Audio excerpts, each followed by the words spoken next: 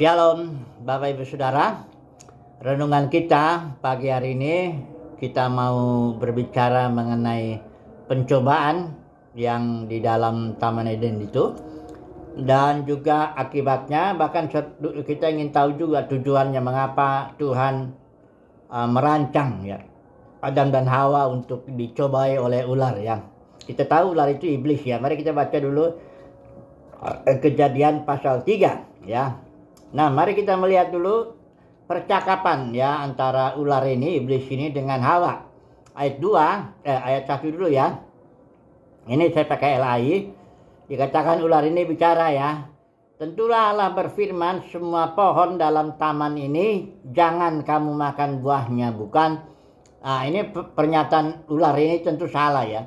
Bukannya semua pohon itu yang jangan kamu makan ya. Hanya satu kok yang nggak boleh dimakan, yaitu pohon pengetahuan yang baik dan yang jahat. Nah, jadi pencobaan itu dimulai ketika ular mengetes istilahnya gitu ya. Kira-kira bagaimana Hawa ini memahami firman Tuhan. Karena Hawa ini belum ada ketika datang firman Tuhan kepada Adam itu bahwa dia harus semua pohon dalam taman boleh dimakan kecuali pohon pengetahuan. Itu Hawa belum ada. Kalau kita lihat di pasal 2:17 itu, disitulah perintah itu datang. Dan Hawa belum ada. Jadi Hawa nggak dengar dia firman Tuhan itu. Yang dia hanya dengar dari Adam ya. Adam yang menyampaikannya. Nah, ini barangkali entah ada kesalahan Adam menyampaikannya atau Hawa yang salah menangkap ya. Intinya pendeknya iblis itu satu, dia ingin menipu ya. Karena Paulus bilang Hawa itu tertipu. Kalau Adam tidak tertipu. Nanti kita lihat bahwa Adam itu dikenakan disiplin karena dia lebih mendengarkan suara istrinya Hawa daripada firman Tuhan. Dia tahu kok Adam itu bahwa Hawa udah ketipu, tapi Adam ini lebih mencintai Hawa ya daripada mencintai firman Tuhan. Nah, jadi taktik iblis itu dia menipu. Itu justru di dalam Efesus pasal 6 itu yang paling berbahaya. Kenakanlah seluruh perlengkapan senjata Tuhan supaya engkau dapat bertahan melawan tipu muslihat. Jadi tipu muslihatnya inilah kekuatan iblis ini dalam mencobai manusia ya. Nah, ketika iblis udah ngomong begitu sama Hawa ngasih jawab ya. Nah, ini jawabannya udah jelas salah itu ya. Ya, Hawa bilang mana di ayat 2 ya. Lalu sahut perempuan itu kepada ular itu, buah pohonan dalam taman ini boleh kami makan. Tetapi buah pohon yang ada di tengah-tengah taman, Allah berfirman, jangan kamu makan ataupun raba buah itu, nanti kamu mati. Nah, di sini Hawa juga menambah ya firman Tuhan. Firman Tuhan bilang hanya jangan dimakan itu buah itu, bukannya jangan diraba. Kalau mau meraba-raba aja itu nggak apa-apa. Karena itu perintahnya tegasnya jangan kau makan, itu aja. Ya. Jadi Hawa menambahi firman. Memang kelihatan di sini Hawa ini kurang tangkap dengan firman Tuhan ya. Kurang menangkap dia, kurang paham dengan firman Tuhan, makanya dia terkena tipuan iblis ya. Nah, akhirnya iblis dengan ayat 4 dengan berani dia langsung membohongi Hawa. Sekali-kali katanya kamu tidak akan mati. Tetapi Allah mengetahui bahwa pada waktu kamu memakannya, matamu akan terbuka. Ya. Jadi perkataan iblis ini setengah benar ya. Pertama yang dibilang sekali-kali kamu tidak akan mati itu bohong. Karena firman Tuhan bilang begitu kau makan kau mati. Tapi yang dikatakan selanjutnya oleh iblis bahwa pada waktu kamu memakannya matamu akan terbuka, itu betul. Karena manusia begitu makan buah pohon pengetahuan dia terbuka matanya dan dia mengetahui bahwa dirinya telanjang. Ya. Jadi tipuan itu selalu setengah benar setengah salah lah. Nggak pernah tipuan itu yang total salah. Karena kalau itu nipu atau misalnya ajaran palsu lah. Ajaran palsu itu enggak sepenuhnya total salah. Karena kalau begitu orang enggak mau terima ya. Palsu itu saudara tahu kalau uang palsu dengan uang asli itu kan sangat mirip ya.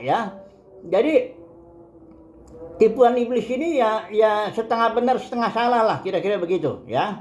Nah, intinya akhirnya Hawa jatuh lah ya. Udah dia makan. Ya, dia kasih kepada Adam juga mendengarkan istrinya, dia makan, barulah terkena disiplin ini. Nah, coba dulu kita renungkan dulu ini pencobaan iblis ini ya, tipu muslihat ini ya. Jadi di sini kita melihat bahwa pemahaman akan firman Tuhan itu sangat penting ya, sangat penting sekali ya. Jadi sementara tapi dalam pengertian pemahaman ini bukan hanya pengetahuan ya, karena Paulus tegas bilang pengetahuan kita enggak sempurna.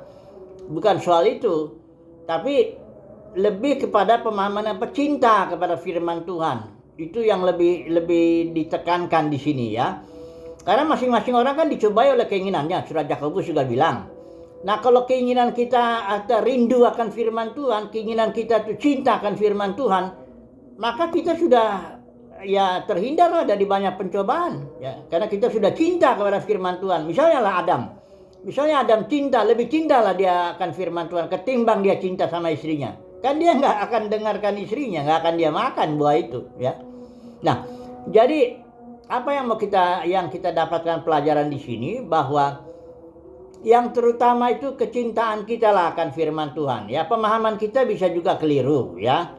Pikiran kita bisa keliru, perasaan kita bisa naik turun, tapi yang penting keinginan kita ini ya ada komitmen lah, katakan begitu. Tuhan, aku ingin firman Tuhan, aku cinta firman-Mu, aku merindukan Engkau, kira-kira begitulah ya. Misalnya kayak Daud lah. Daud itu seorang yang mencintai Tuhan, yang merindukan ya, seperti rusa rindu akan sungai-Mu apa semuanya. Dia dalam mazmurnya dia tulis begitu ya. Beda dengan Saul itu enggak kelihatan dia cinta Tuhan itu ya. Daud cinta Tuhan, tapi bisa juga dia jatuh dan bahkan mengerikan juga jatuhnya itu ya. Tapi dia bisa dipulihkan ya.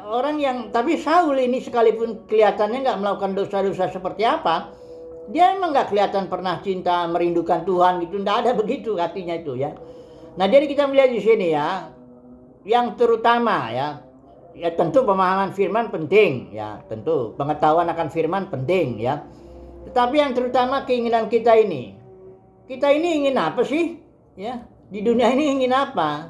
Kalau ingin akan Tuhan, ingin mencintai Tuhan, merindukan firman Tuhan, nah itu kita udah menjauhkan pencobaan itu. Bisa jatuh, bisa, tapi sudah sangat berkurang karena manusia itu dicobai oleh itu. Atau beri contoh deh, misalnya dalam praktisnya, dalam kekristenan, misalnya orang melayani, masuk dia dalam pelayanan. Kalau dia udah ingin uang, jabatan, hormat manusia ya, itu udah gampang sekali. Tinggal tunggu waktu aja ya. Barangkali malah diizinkan dia banyak karena dalam kekristenan kan memang melayani itu jadi profesi. Orang yang tekun melayani ya pastilah dapat uang, dapat jabatan, meningkat hormat manusia dan sebagainya. Nggak tahu itu bahwa itu jebakan ya. Nah ini yang penting sekarang kita ini ingin apa ya. Kalau Tuhan Yesus itu dicobai juga kan dia, tapi di Ibrani Tuhan Yesus jelas dia bilang I delight to do thy will. Yesus itu ingin menyukai kehendak Tuhan ya. Bahkan Yesus bilang makananku adalah melakukan kehendaknya. Itu makanan Yesus ya, juga hatinya ingin ya. Jadi itu makanya nggak gampang iblis menjatuhkan orang yang ingin Tuhan gitu loh. Nggak gampang dia. Kita bisa tertipu sekali lagi ya. Pikiran, pengetahuan kita nggak lengkap, perasaan kita naik turun. Tapi kuncinya keinginan kita ingin apa ya. Sekali lagi ya, kalau kita ingin Tuhan, kita ingin firman Tuhan, menyukai Tuhan, menyukai kehendak Tuhan, maka boleh dibilang tuh pencobaan tuh bisa diredam lah cukup banyak lah ya. Dan kita terhindar dari banyak tipuan. Oke lah, jadi ini renungan singkat lah. Kira-kira apa nih kesimpulannya nih dari semua ini ya. Saudaraku, kita pasti dicobai ya.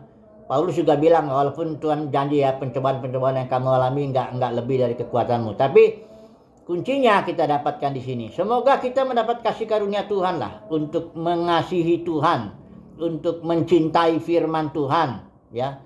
Untuk ingin akan firman Tuhan, ingin akan Tuhan, itu aja dulu ya.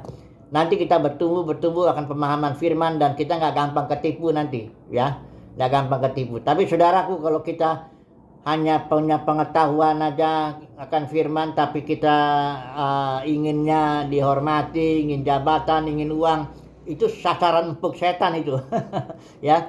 Oke lah, jadi semoga saudara dan saya mendapat kasih karunia sehingga kita rindu akan Tuhan, ingin akan Tuhan ya, selalu menyukai firman Tuhan. Haleluya, amin.